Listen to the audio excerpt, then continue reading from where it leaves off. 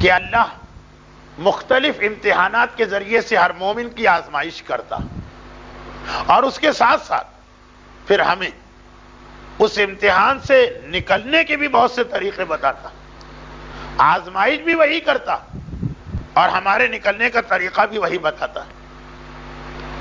بعض اوقات کنفیوز ہو جاتا ہے مومن کہ یہی اللہ ہمیں رزق سے محروم کر کے ہماری بھوک کا امتحان لے رہا، اور یہی اللہ کہتا ہے کہ رزق میں برکت چاہیے تو یہ دعا پڑھ لو یا یہ عمل کر لو۔ اگر اللہ ہمارے مسئلے کو حل کرنا چاہتا ہے تو امتحان لے ہی کیوں رہا؟ ایک حدیث معصوم میں اس کا ایک مختصر سا جواب، اور وہ یہ کہ بعض اوقات آزمائش وہ ہوتی ہی نہیں ہے جو تم کو نظر آ رہی، تم سمجھ رہے ہو کہ میری اچھی بھلی نوکری چھوٹ گئی اور میں رزق کے پرابلم میں مبتلا ہو گیا، تو تم نے کہا کہ پھر اس وقت دعائے رزق پڑھنے سے فائدہ کیا ہے، کیونکہ یہ امتحان تو اللہ نے لیا۔ اس کا مطلب یہ کہ اللہ اس وقت مجھے بھوکا دیکھنا چاہتا، ٹھیک ہے، جب وہ خود اللہ یہ چاہتا تو اس وقت فی الحال دعائے رزق پڑھنا بیکار۔ امام نے کہا نہیں، اصل مسئلہ یہ نہیں، اصل مسئلہ یہ ہے کہ تمہارے رزق کو بند کیا گیا۔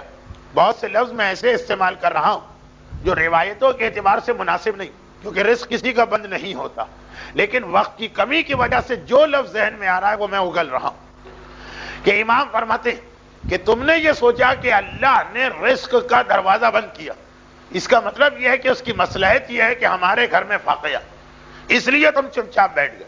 یہ مقصد ہے ہی۔ اللہ رزق کو اس لیے بند نہیں کر رہا ہے کہ تمہارے گھر سے رزق کو دور کرنا چاہتا، وہ یہ دیکھنا چاہتا کہ ایسا تو نہیں کہ رزق کی وجہ سے گھبرا کے تم حرام راستے میں قدم بڑھاؤ۔ امتحان تمہارے حلال و حرام کا رزق نہیں، چنانچہ اس نے راستہ کھلا بھی رکھا کہ میں نے تمہارا رزق بند کیا، مثلا نوکری چھوٹ گئی، مثلا کاروبار فیل ہو گیا، مثلا شیئر مارکیٹ ایک دم سے زمین پہ گر پڑی دھڑام سے اور تمہاری ساری زندگی کی کمائی گئی۔ تم نے سوچا کہ یہ سب اللہ کا امتحان، کیا فائدہ دعائے رزق سے، کیا فائدہ رزق کا عمل کرنے سے؟ نہیں، اللہ نے رزق بند ہی نہیں کیا ہے، وہ راستہ کھول رہا، یہ دعا پڑھ لو، وہ عمل کرو۔ دیکھنا یہ ہے کہ اس دوران پریشانی سے گھبرا کر کہیں کوئی حرام تو تم سے نہیں ہو رہا، کہیں کوئی گناہ تو نہیں ہو رہا ہے۔ امتحان حرام کا لینا ہے، رزق نہیں لینا، اسی لیے ادھر راستہ بن کر کے ادھر سے نکلنے کا راستہ بنایا۔ صحت کا مسئلہ اور بہت سارے مسئلے، تو یہ امتحان تو ہر مومن کی زندگی میں آتے رہتے ہیں، لیکن سوال یہ ہے کہ ایک مومن کی زندگی میں سب سے بڑا امتحان کسے کہا جائے؟ کسے کہا جائے سب سے بڑی آزمائش؟ اچھا، اس کے بارے میں ہم عام لوگوں سے تو نہیں پوچھ سکتے۔ وجہ کیا ہے؟ ہم لوگ ہیں بے صبر، ظلومن جہولا قرآن نے ہمارے بارے میں کہا، ہم جاہل، ناسمجھ، ہمیں اپنی ہر پریشانی بڑی لگتی ہے اور دوسرے کی ہر پریشانی چھوٹی لگتی ہے۔ جو مسئلہ بہت مشہور محاورہ ہے لیکن بیان کرنے کو دل نہیں جا رہا، اولاد ہمیشہ اپنی اچھی لگتی ہے، بیوی ہمیشہ دوسروں کی اچھی لگتی ہے، لیکن خیر وہ ایک الگ مسئلہ ہے، اس پر آئندہ گفتگو ہوگی۔ تو پریشانی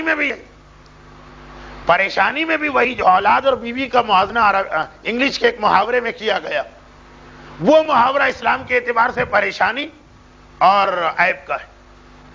عیب اور پریشانی میں یہی ریشو، اپنی چھوٹی سے چھوٹی پریشانی ہمیں اتنی بڑی لگے گی جیسے قیامت آ گئی، اب دوسرے کی بڑی سے بڑی پریشانی، وہ مر رہا ہو، ہمیں لگے گا جیسے کچھ ہے ہی نہیں تو بلا وجہ شور مچا رہا۔ اور عیب میں ہمیشہ الٹا، اپنا بڑے سے بڑا عیب چھوٹا نظر آتا ہے، ہم نے کیا ہی کیا، اور دوسرے کا چھوٹا سا عیب اتنا بڑا نظر آ جاتا ہے۔ تو اب جب ہمارا مزاج یہ کہ ہمارے خیال میں جو پریشانی ہم پر آئی ہے وہ کسی پہ نہیں آئی، ہمارے گھر میں اگر ایک دن پانی نہ آئے تو ہم سمجھیں گے یہی قیامت ہو گئی، آج تک اللہ نے اتنا بڑا امتحان تو کسی کا لیا ہی نہیں ہوگا۔ تو ہم لوگوں سے پوچھنا تو بیکار ہے کہ بڑی پریشانی کیا، اس سے کیوں نہ پوچھو کہ جس سے بڑا صابر کائنات کی تاریخ میں گزرا ہی نہیں، وہ بتا سکتا ہے کہ وہ کس امتحان کو سب سے بڑا امتحان سمجھ رہا۔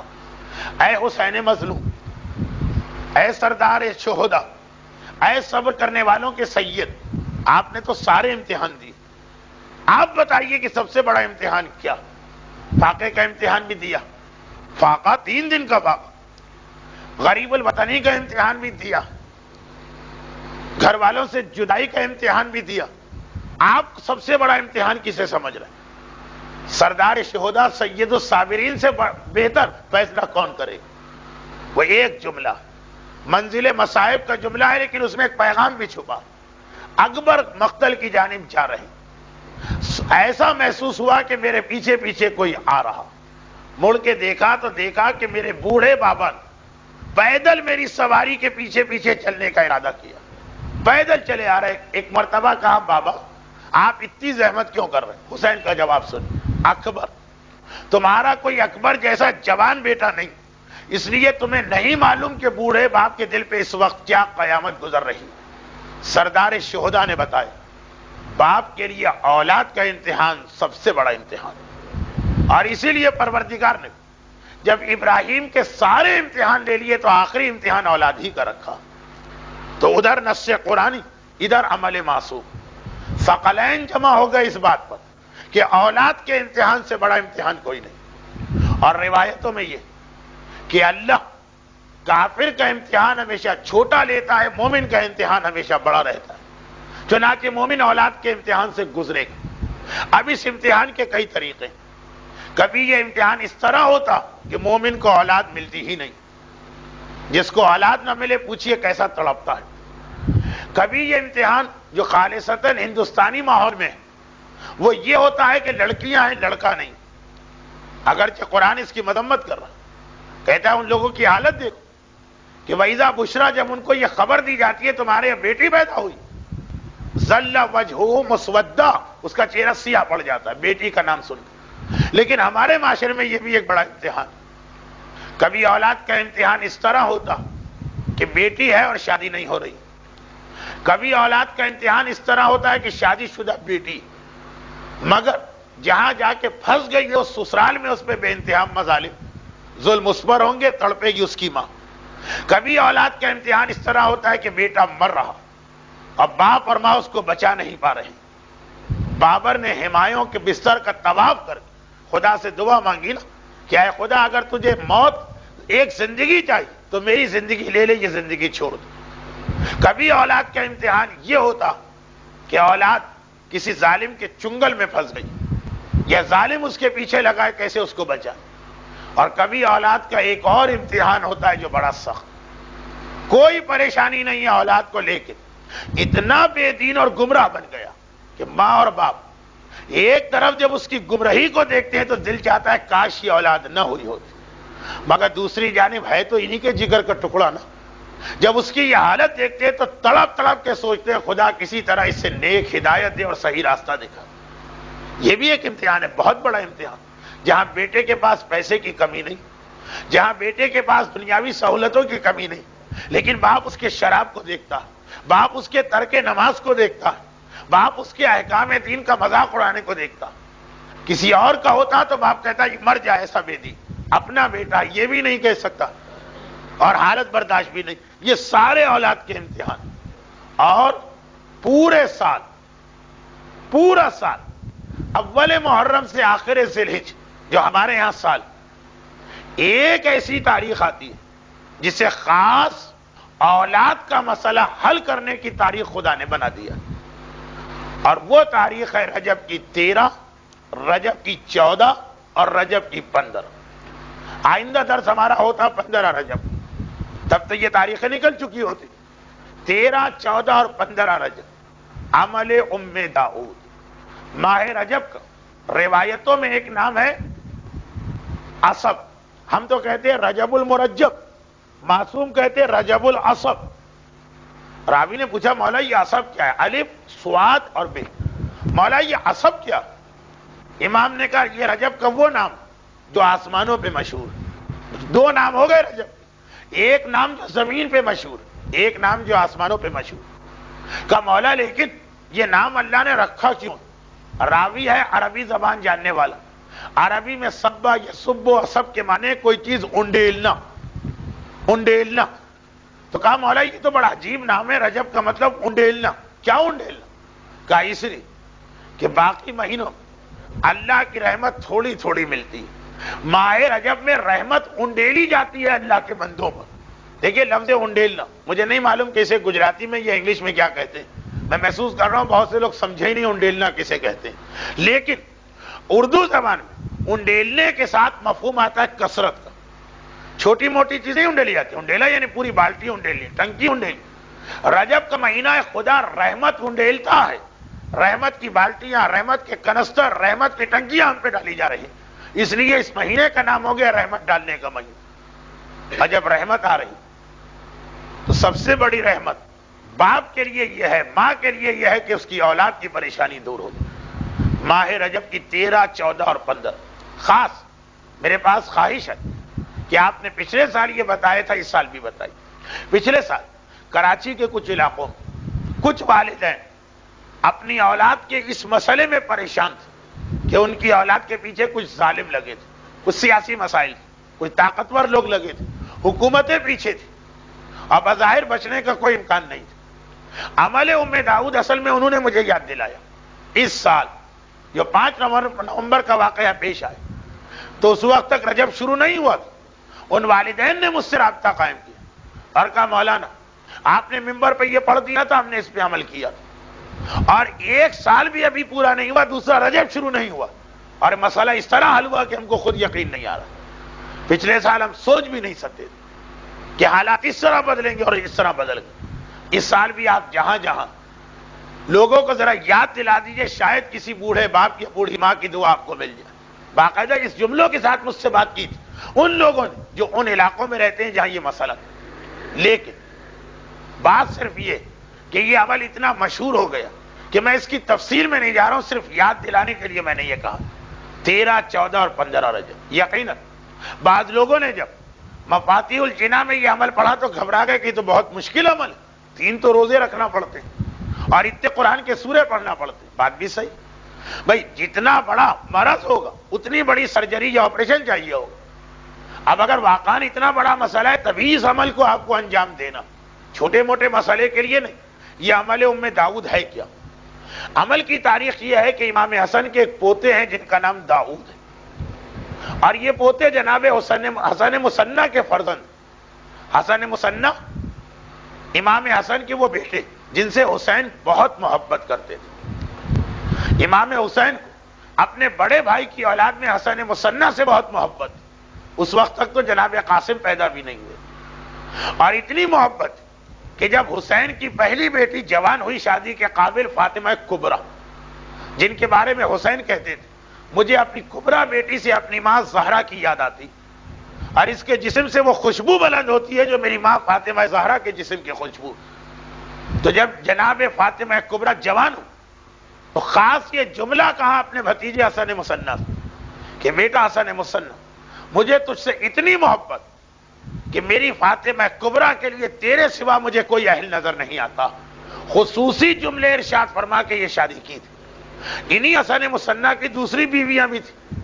تو داؤد حسن مصنع کے بیٹے ہیں مگر دوسری بیوی سے، فاطمہ کبریٰ سے نہیں. یہ داؤد اس وقت گرفتار ہوئے جب منصور دوانقی نے ایک مرتبہ سادات مدینہ پر حملہ کیا. بغداد کی دیوار بھی بنانا اور نفس زکیہ کا واقعہ بھی چل رہا، تو باقاعدہ ایک آپریشن کلین اپ کیا گیا، جو بھی آپ کہی سادات کرام کے خلاف، اور سارے سادات کو گرفتار کر لیا، قصوروار یا بے قصور. یہ لفظ قصوروار بھی میں ان کے حساب سے کہہ رہا ہوں، اسلام کے حساب سے نہیں. جن لوگوں نے منصور کی ظالم حکومت کے خلاف میدان میں نکل کے احتجاج کیا تھا وہ بھی پکڑے گئے، اور جو بیچارے گھر میں بیٹھے تھے وہ بھی پکڑے گئے. اور منصور وہ ظالم کہ جس کے ہاتھ سے کوئی سید بچ کے نہیں آیا، کیونکہ جس وقت بغداد کی دیوار تعمیر ہو رہی تھی تو منصور کا طریقہ یہ تھا کہ بلڈنگ مٹیریل گارے میں پانی کے بدلے سادات کا خون ڈالتا تھا. تو اب ہوتا یہ تھا کہ پتہ چلا کہ روزانہ اتنی دیوار بنانا ہے 10 فٹ کی، 50 سادات کا خون چاہیے. اب آج 50 لائے، روزانہ صبح کو جیل سے 50 لائے جاتے ہیں. شام کو ٹھیکیدار یہ کانٹریکٹر نے اطلاع دی کہ بھائی 48 سادات کے خون سے آج کا کام ہو گیا، 2 بج گئے. منصور کہتا ہے ان کو واپس نہ لے جائیں، جو ہم نے جیل سے نکال لیے مارنے کے لیے اب ان کو مار ہی دو، اس کو واپس نہیں لینا. جیسے ہم لوگ نیکی کے کاموں میں بعض اوقات کہتے ہیں، نیکی کے کام مسجد بن رہی 10,000 دے دیا، پتہ چلا اگر کہیں اتنے شریف ٹرسٹی ہو کہ 9,000 میں کام ہو گیا، 1,000 بچ گیا. ہم نے کہا ہمیں واپس نہیں چاہیے، لگا دیں کسی اور نیکی کے کام. بہت ایسا بہت ہوتا کہ کہ لوگوں نے کہا مثلا ہماری طرف سے ایک بکرا ذبح کر دیں. عراق میں سید محمد پہ بہت ہی نظر ہوتی ہے. اب ہم لے کے گئے احتیاطاً 500 روپے, 400 میں بکرا مل گئے. جس کے پیسے تھے اس نے کہا مجھے واپس نہ کرے, دے دیے نیکی کے کام میں, آپ کہیں اور خرچ کر. تو منصور کیا کہہ رہا, 50 سید میں نے نکالے تھے کہ آج ان کو مارنا, اگر 48 سے کام ہو گیا تو 2 واپس نہ کرو, جو میں نے نیت کی وہ پوری ہونی چاہیے. انہیں اسی طرح زندہ کھڑا کر کے چن دو دیوار کے اندر. ایسا تو ظالم, سادات کرام کی قربانیاں, ایسا تو ظالم. چنانچہ جو اس کے ہاتھ میں گیا سمجھ لیا اس کے گھر والوں نے کہ واپس نہیں آئے. رجب کا مہینہ, چھٹے امام بیمار پڑ گئے. خاندان والے مزاج پرسی اور عیادت کے لیے آنے لگے. جناب داؤد کی والدہ یعنی حسن مصنع کی دوسری بیوی, جنہوں نے بچپنے میں چھٹے امام کو پالا بھی تھا, وہ بھی آتی ہیں امام کی عیادت مزاج پرسی کے لیے. ایک مرتبہ امام نے کہا کہ اے مادر داؤد, خیریت تو ہے سب, بس ایک غمزدہ ماں جس کا دل دکھا ہے, جس کا جوان بیٹا پکڑا گیا اور ایسے ظالم کے پاس کے واپس آنے کا امکان نہیں. بے اختیار آنکھوں سے آنسو جاری ہو. کہا فرزند رسول, میرا بیٹا داؤد ایسے ظالم کی قید میں گیا, میں پریشان ہوں. امام نے کہا پریشان کیوں, میں تمہیں ایک عمل بتاتا ہوں, اور اس عمل کو کرنا تو میرے جد رسول خدا تمہارے بیٹے کی رہائی کا انتظام کریں گے. جملے پہ غور کیجیے اور واقعے کا آخر سنیے. لیکن 3 دن روزہ رکھنا. ضمناً بتا دوں, جن پر قضا روزہ ہے وہ سنت روزہ نہیں رکھ سکتے, لیکن عمل ام داؤد میں قضا روزہ چل جاتا ہے. 3 روزے رکھنا ہے, چاہے سنت رکھو, چاہے منت کے رکھو, چاہے قضا کے رکھو. جناب داؤد کی والدہ جن کا نام فاطمہ, حسن مصنع کی پہلی بیوی کا نام بھی فاطمہ ہے, فاطمہ کبریٰ, دوسری بیوی کا نام بھی فاطمہ. جیسے خود حسن مصنع کا اپنا نام بھی حسن ہے, ان کے بابا کا نام بھی حسن. خیر چلی گئی, اور 13, 14, 15 کی رات کو عمل پورا ہو گیا.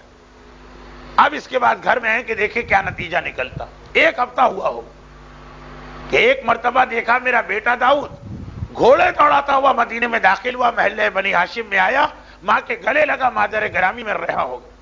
ماں بہت پریشان, بیٹا یہ ہوا کیسے؟ کہا کہ ادھر 15 تاریخ ختم ہوئی, شب 16 آئی, اور میں اپنی حالت میں زار و قطار رو رہا تھا. ہتکڑی اور بیڑی ہے اور میں جیل میں پڑا ہوں, اور روزانہ دیکھ رہا ہوں کہ میرے جو ساتھی 2 آج گئے, 3 آج گئے, 5 آج گئے, واپس کوئی نہیں آتا. کوئی مارا گیا, کوئی دیوار میں چن دیا گیا, کسی کا خون لیا گیا, اور میں بھی انتظار کر رہا ہوں کہ کب میری باری آتی. 15 کا دن ختم ہوتا ہے رجب کی, 16 کی رات آئی, آدھی رات کا وقت, اور میں غنودگی کے عالم میں ہوں کہ ایک مرتبہ میں نے دیکھا میرے چاروں طرف مجمع آ گئے. گھبرا کے میں نے آنکھ کھولی, کون آئے؟ مجھے لے جانے والے تو نہیں آئے؟ دیکھا کہ نہیں, کچھ ایسے چمکتے ہوئے چہرے تھے کہ میرے دل نے گواہی دی کہ یہ تو میرے بزرگ لگ رہے ہیں. اور ان میں جو سب سے زیادہ شان و شوکت والے تھے, میرا دل پتہ نہیں کیوں کہہ رہا تھا کہ یہ تو مجھے اپنے جد رسول اللہ لگ رہے ہیں. وہ آگے آئے, انہوں نے تعارف نہیں کرایا, آگے آئے, اپنے ہاتھوں سے میری ہتکڑی اور بیڑی کھولی, 10,000 درہم ایک تھیلی میں مجھے دی, اور کہا یہ تیری زاد راہ کے لیے. کہا جا, تیری ماں نے آج ایک ایسا عمل مکمل کیا کہ اس کے بعد یہ ہماری ذمہ داری ہے کہ ہم تمہیں رہا کروائیں, اور اطمینان سے جا, جب تو یہاں سے غائب ہوگا تب تیری تلاش میں کوئی نہیں نکلے گا. پورے اطمینان کے ساتھ جا. مادر گرم میرے جد نے اپنے ہاتھوں سے میری ہتکڑی اور بیڑی کھول کر راستے کی پریشانیاں بھی نہ ہو, کہاں بغداد کہاں مدینہ, 10,000 زاد راہ دیا. یہ عمل ام داؤد. اس کے بعد علماء کرام میں اتنا مقبول بنا کہ سید ابن طاؤس جن کی کتاب اقبال کا حوالہ مفاتی میں سینکڑوں جگہ فرماتے ہیں کہ آج تک میں نے کوئی ماں ایسی نہیں پائی جس نے اپنی اولاد کے کسی بھی مسئلے کے لیے یہ عمل کیا اور براہ راست اس کو مدد رسول نہ ملی. ابن طاؤس جیسا محتاط فقیہ کہہ رہا ہے ایک ماں مجھے ایسی نہیں ملی.